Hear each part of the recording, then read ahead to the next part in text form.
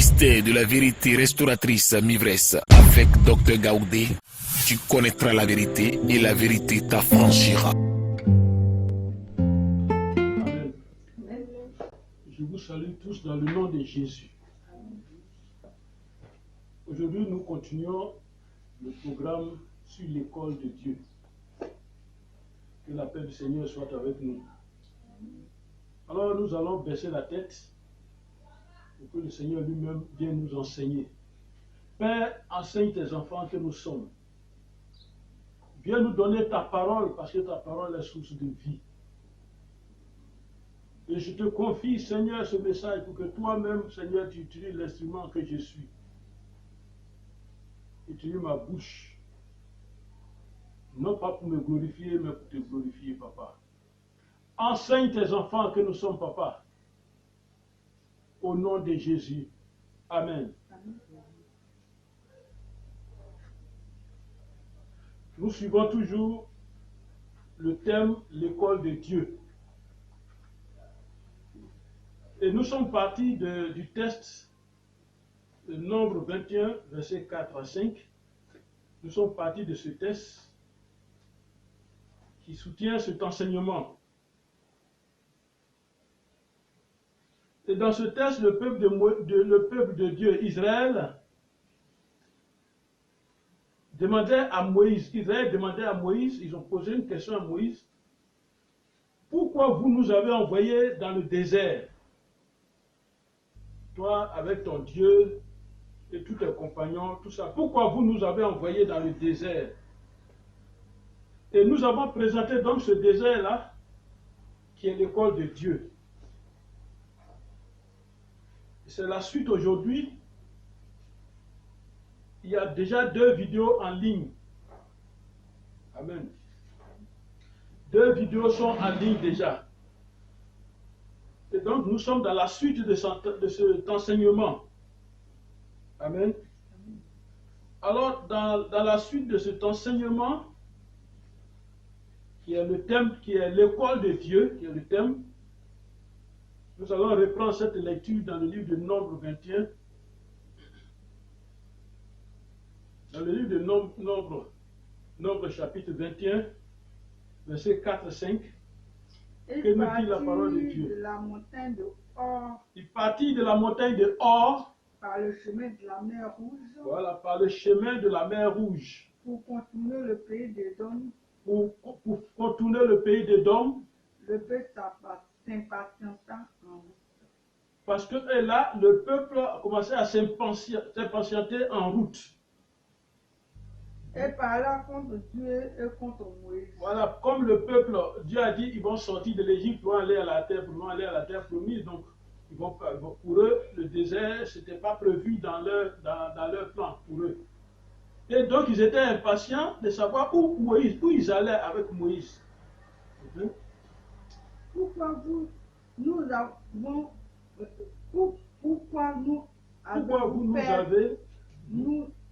avez-vous fait monter hors d'Égypte pour que nous mourions dans le désert? Alors, donc, il pose la question.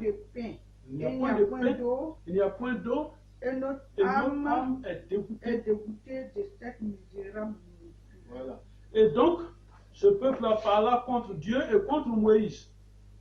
Pourquoi nous avez-vous fait monter hors d'Égypte? Pourquoi vous nous avez enlevés en Égypte pour que nous mourions dans le désert? Vous nous avez enlevés en Égypte pour nous envoyer dans le désert pour mourir.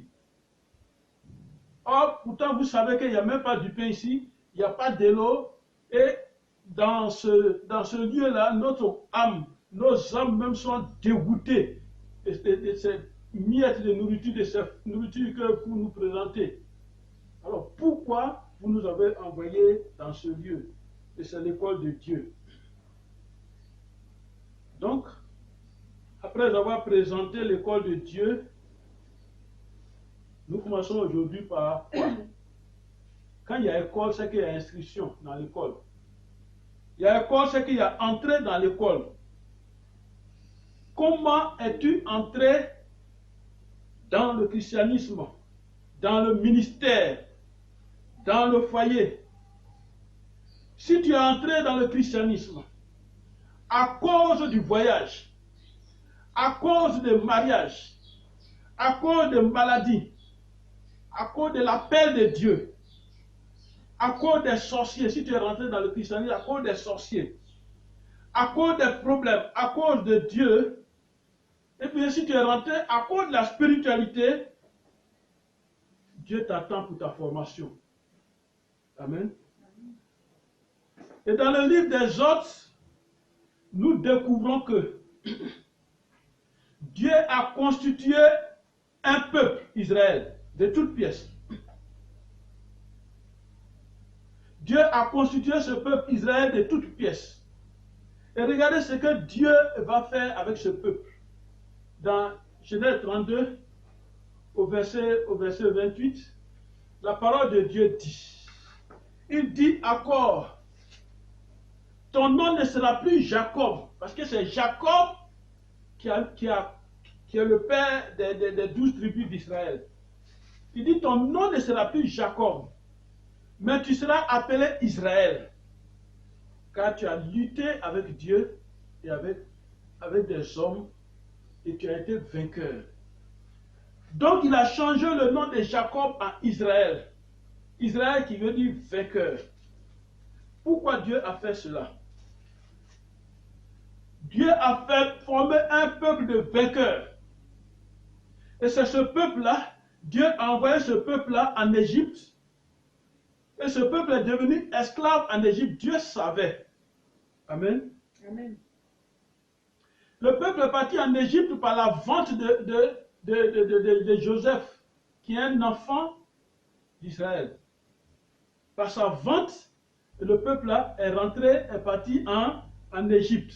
Amen. Amen. Et arrivé en Égypte, la Bible dit dans Genèse 37, verset 28. Dans Genèse 37, verset 28. Dans cette parole, comment Joseph est arrivé en Égypte?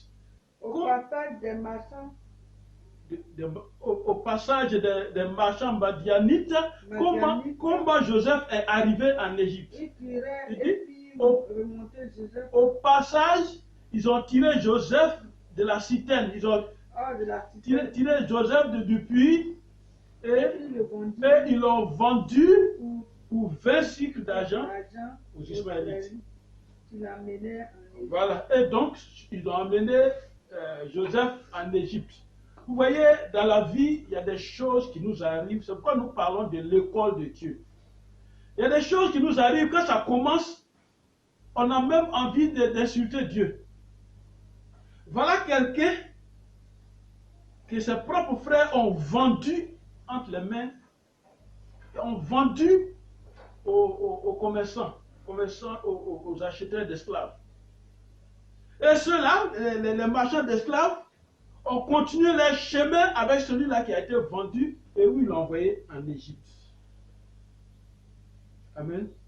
Voici donc comment Joseph est arrivé en Égypte.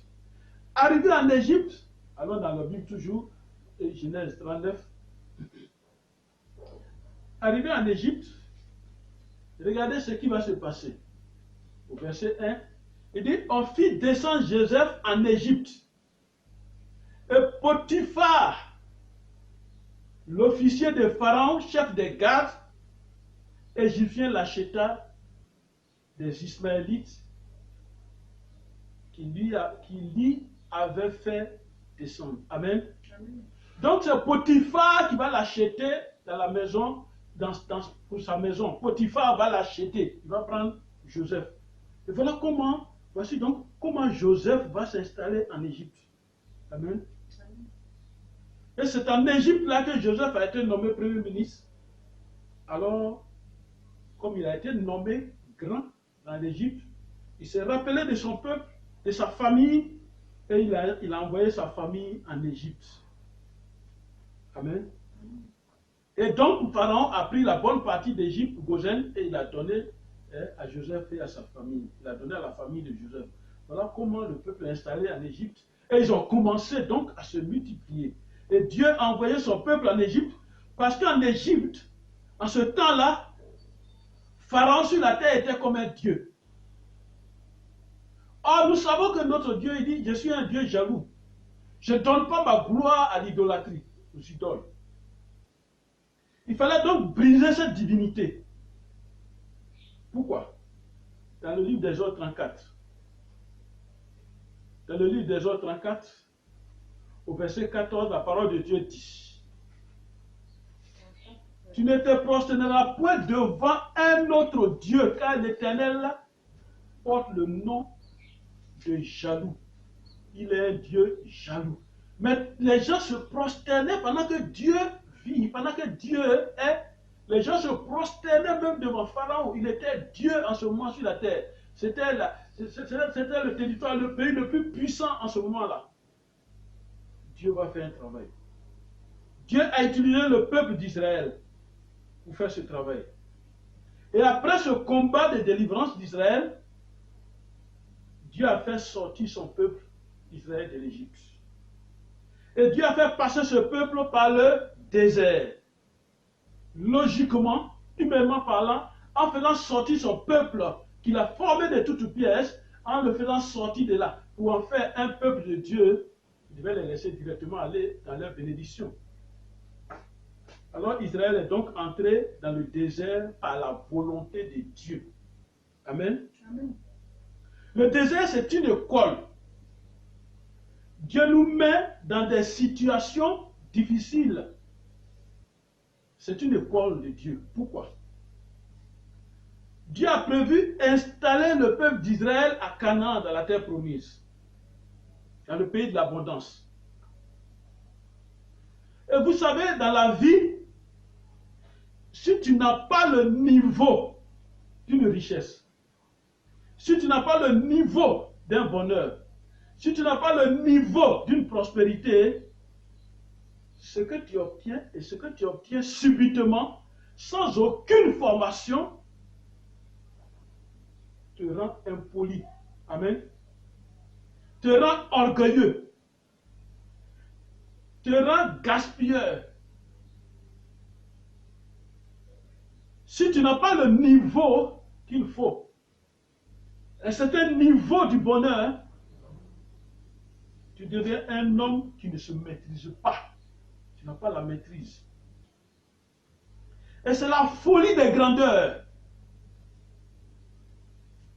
Parce que tu ne connais pas la valeur, parce que tu ne connais pas la valeur du bien, tu ne connais pas la valeur du bonheur, tu ne connais pas la valeur de la richesse, tu ne connais pas la valeur de la gloire que Dieu a mis en toi. La valeur que Dieu a mise en toi, tu ne la connais pas. Donc, il te faut entrer dans une école de formation. Je ne te parle pas des écoles théologiques de ce monde. Je ne te parle pas des écoles de ce monde. Il te faut entrer dans une école de formation pratique. C'est l'école de Dieu. Amen. Voilà, c'est l'école de Dieu. Si Dieu t'aime, il t'amène, il te conduit, il te pousse dans une école pour apprendre quelque chose. Il t'envoie dans une école, que tu veuilles ou pas.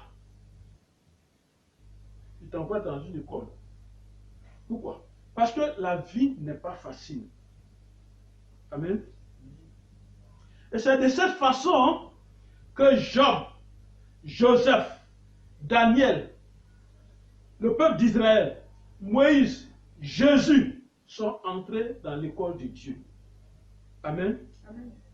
Amen. Amen. Chaque personne sur la terre a... Amen. Amen. Chaque personne sur la terre a ou aura une histoire de son entrée à l'école de Dieu. De sa vie, du temps qu'il a passé dans l'école de Dieu. Et toi qui suis cette vidéo, toi qui suis cette parole, comment Comment t'es-tu retrouvé dans le désert que tu traverses? Comment t'es-tu retrouvé dans le désert que tu traverses? Et c'est pourquoi aujourd'hui nous allons parler de cette école-là. On a parlé de l'inscription dans cette école, l'entrée dans cette école. Et nous parlons maintenant des matières enseignées, les matières enseignées dans l'école de Dieu. Allons voir ces matières.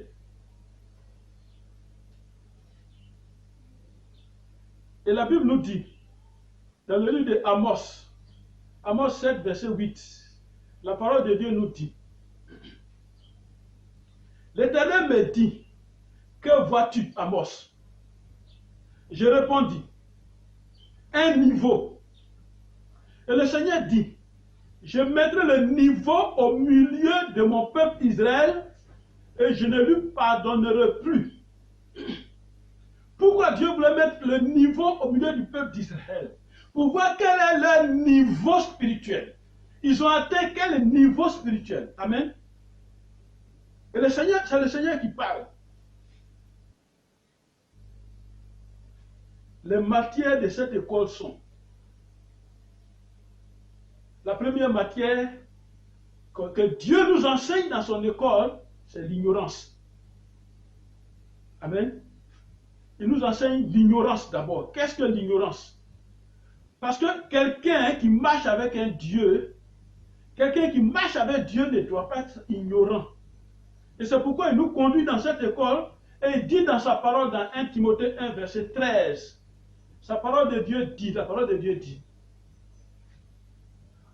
en m'établissant dans le ministère, moi qui étais auparavant un blasphémateur, un persécuteur, un homme violent, mais j'ai obtenu miséricorde parce que j'agissais par ignorance dans l'incrédulité. Dieu ne veut pas que dans la suite de nos vies, que nos agissements soient dans l'ignorance, que nous agissions dans l'ignorance. Parce que l'ignorance pousse l'homme à poser des actes que Dieu n'aime pas. J'agissais par ignorance dans l'incrédulité. Nous devons sortir de l'ignorance. Et Dieu nous met dans cette école, il commence par la matière qui est l'ignorance. Deuxième matière, la peur. Avant de te parler de la peur,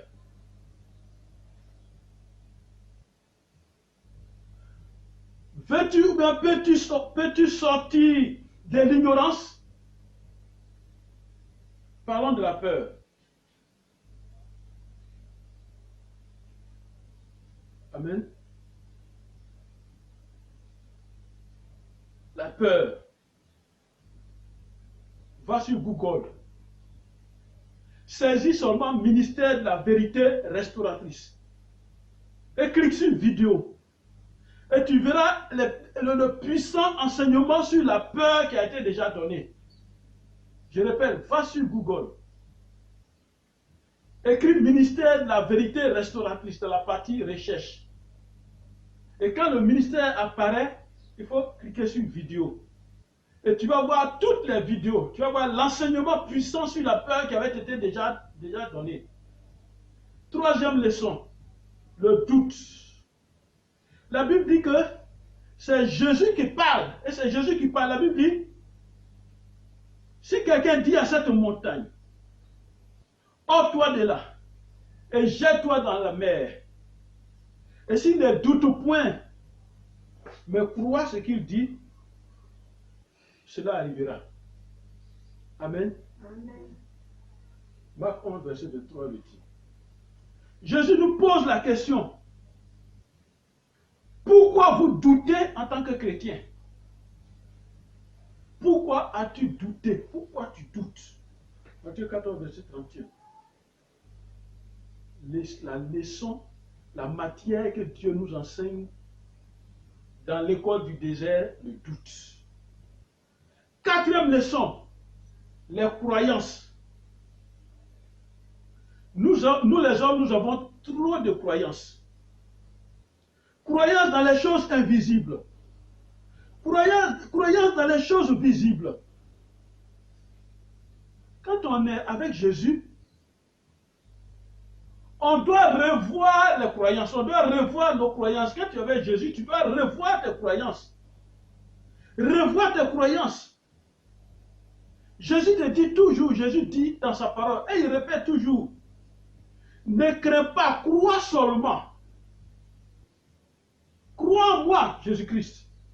Verset 36. Si tu ne crois pas en Jésus, pourquoi tu es dans la maison de Dieu? Crois en Jésus et tu vas voir la gloire de Dieu.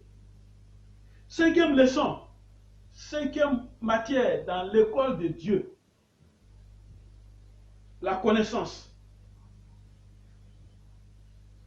Et que nous dit la Bible par rapport à la connaissance? Allons dans la Bible. Dans le livre de Proverbes 13. Dans le livre de Proverbes 13, au verset 16, la parole de Dieu nous dit, tout homme prudent agit avec connaissance, mais l'insensé fait étalage de folie. Tout homme prudent agit avec connaissance. On ne fait pas les choses n'importe comment. Nous avons besoin de la connaissance en tant que croyants. En tant que chrétiens, nous avons besoin de la connaissance. La connaissance de Dieu. Il faut connaître Dieu. Il faut connaître Jésus-Christ. Il faut connaître le salut. Ça veut dire quoi? Il faut connaître ce que c'est que le péché. Malheureusement, ce siècle n'enseigne pas sur le péché. Qu'est-ce que le péché? Il faut connaître ça. Il faut connaître qu'est-ce que la gloire de Dieu. Il faut connaître ce que c'est que... quelle est la connaissance sur notre présence sur la terre des hommes. Il faut avoir la connaissance sur la parole de Dieu. La connaissance des choses invisibles. C'est là que se trouve le problème. On confond génie, démon et ange. On les confond, on les mélange, on les confond. Les choses invisibles. Il faut avoir la connaissance. Parce qu'on confond démon et esprit de Dieu. On confond la manifestation démoniaque et la manifestation de l'Esprit de Dieu. Nous avons besoin de la connaissance qui est affranchie. Amen. Amen. 6e leçon dans l'école de Dieu, c'est la foi. Que dit la Bible sur la foi? Hébreux 11 est le tableau d'honneur de la foi. Tous ceux qui ont eu la foi, Dieu a relevé toutes ces personnes, il a fait la liste de toutes ces personnes dans Hébreux 11 et ça constitue le tableau d'honneur de la foi. Lisez-le. La foi, c'est quoi? Qu'est-ce que la foi? Ouvrons la Bible. Une très bonne démonstration de ce que c'est que la foi dans le livre de Hébreux, Hébreux chapitre 11. Il va nous dire ce que c'est que la foi. Au verset 1, Dieu a tellement bien expliqué, il dit, oh, la foi c'est une ferme assurance. C'est-à-dire une assurance dans laquelle on ne doute pas, on n'a pas peur, on ne craint pas, on croit. C'est ferme. Pourquoi? Assurance de quoi? Des choses qu'on espère, ce que tu espères dans la vie. Et une démonstration de celles qu'on ne voit pas. C'est-à-dire ce que tu ne vois pas, Dieu te dit, ça t'appartient, et tu crois, et tu vis selon ça. C'est pourquoi la Bible dit, sans la foi, il est impossible d'être agréable à Dieu. Hébreux 11, verset 6. Beaucoup pensent que c'est l'argent qui fait qu'on exauce, que Dieu exauce, c'est le matériel qui fait que Dieu exauce. Non, c'est la foi. Dieu attend seulement notre foi. Amen. Amen. Amen. 7e leçon. 7e matière dans l'école de Dieu. C'est l'amour.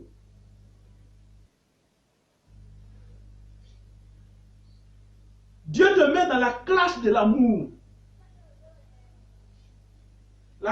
cette classe de l'école de Dieu pour t'apprendre ce que c'est que l'amour. Si tu es à ce niveau, cela veut dire que tu étais très méchant. Et Dieu te prend, il te met dans l'école d'amour parce qu'il voit que tu étais très méchant. Tu es méchant. Donc il te met dans l'école de l'amour. Tu étais meurtrier. Et tu ne pardonnais pas. Et il te met dans l'école de l'amour. Et il crée les situations pour que tu aies l'amour de ton prochain. Un scribe va demander à Jésus, quel est le premier de tous les commandements? Marc 12, verset 28. Il a demandé à Jésus. Et on va lire la réponse de Jésus. Dans le livre de Marc. Cherchons le livre de Marc. On va lire la réponse de Jésus. Dans le livre de Marc 12, chapitre 12, verset 29 à 31. On va lire la réponse de Jésus. Jésus répondit. Voici le premier, écoute Israël. Il dit, voici le premier, écoute Israël. Le Seigneur notre Dieu. Il faut écouter Dieu. Il est l'unique Seigneur. Amen. Il est l'unique Seigneur. C'est ce qu'un chrétien doit avoir à tête. Dieu est l'unique. Parce que si tu crois en Dieu l'éternel, tu ne dois pas croire au masque. Tu ne dois pas croire à la montagne. Tu ne dois pas croire aux rivières. Tu ne dois pas croire au fleuve. Pour aller demander des enfants à ces choses-là. Tu ne dois pas croire aux arbres. Si tu crois en Dieu, Dieu est unique. Il est l'unique Seigneur. Et il continue, il dit, et tu aimeras le Seigneur ton Dieu. Il faut aimer Dieu. Comment? Et tu aimeras le Seigneur ton Dieu de tout ton cœur, de tout ton cœur, de toute ton âme, de toute ton âme, de toute ta pensée, de toute ta pensée et de et toute ta force. Voilà tout ce qui est dans l'homme.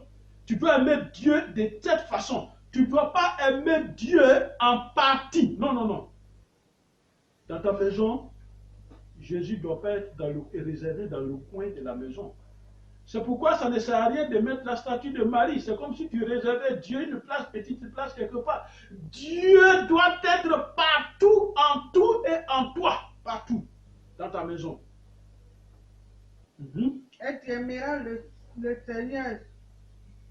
Voici le second. Voici le second. Tu aimeras ton prochain. Tu aimeras le prochain contre toi-même. Ton prochain comme toi-même. Il n'y a point d'autre commandement plus grand que ceux-là. Voilà, il n'y a pas autre commandement plus grand. Pourquoi Dieu dit ça? Pourquoi Jésus dit ça? Il n'est pas en train d'effacer les 10 commandements. Si tu as l'amour, c'est ce qu'il veut dire. Si tu aimes Dieu, que tu t'aimes, que tu aimes ton prochain, alors comment tu vas aller voler?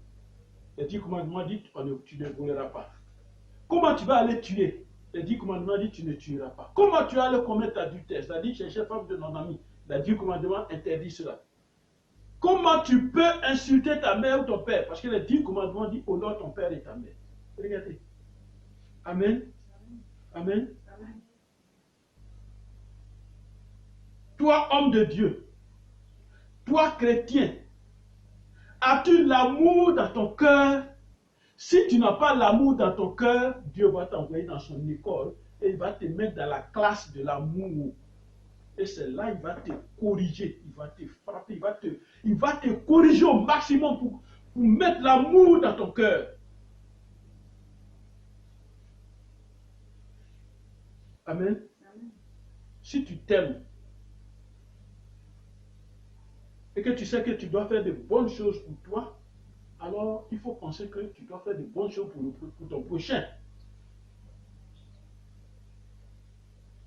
Est-ce que les frères de Joseph, est-ce que les frères de Joseph l'aimaient? Non. Ils l'ont jeté dans un puits et ils l'ont vendu.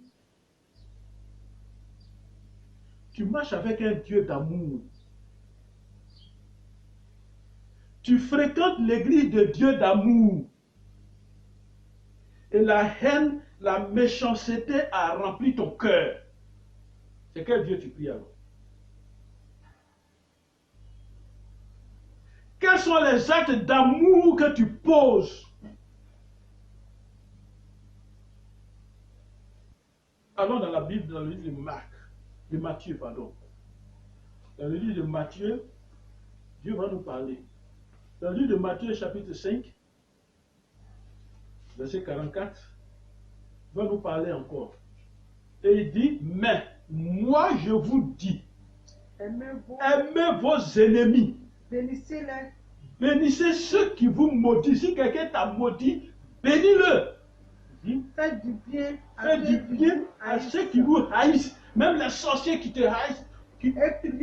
Les sorciers qui nous haïssent.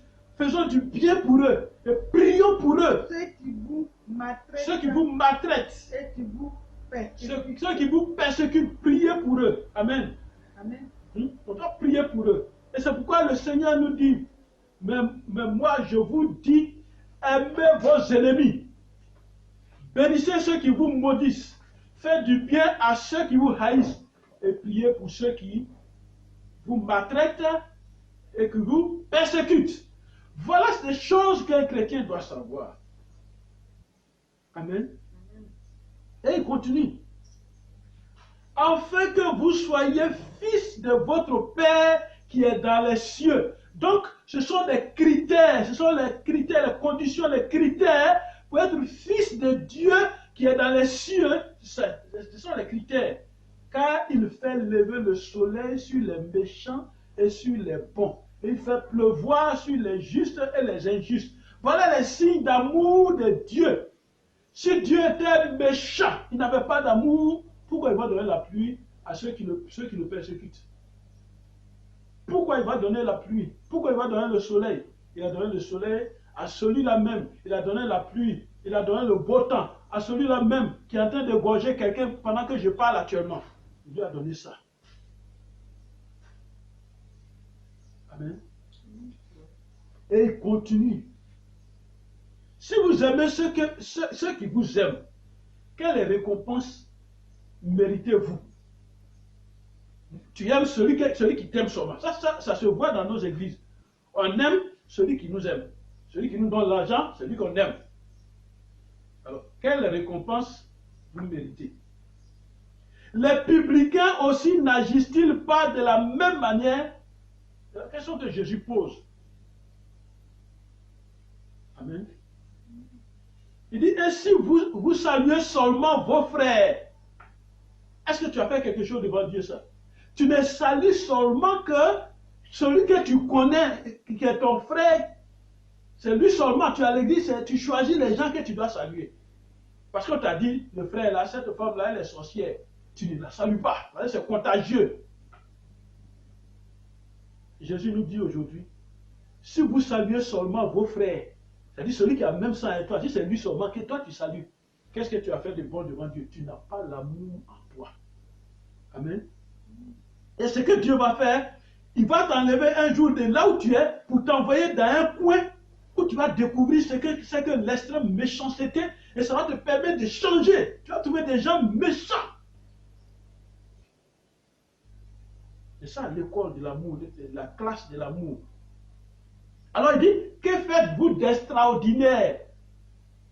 Quand vous ne vous occupez que des gens qui ont même sang avec vous, qu'est-ce que vous faites d'extraordinaire devant Dieu? Rien. Dieu ne voit même pas ça. Il dit, les païens aussi font la même chose. Amen. Amen.